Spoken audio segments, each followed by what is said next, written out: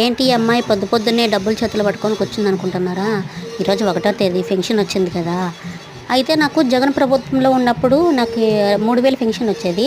అయితే మాకు తెలిసిన ఒక అబ్బాయి మా కొలీగ్గు ఆ అబ్బాయి అయితే 5000 పెన్షన్ రాపిచ్చుకున్నాడు.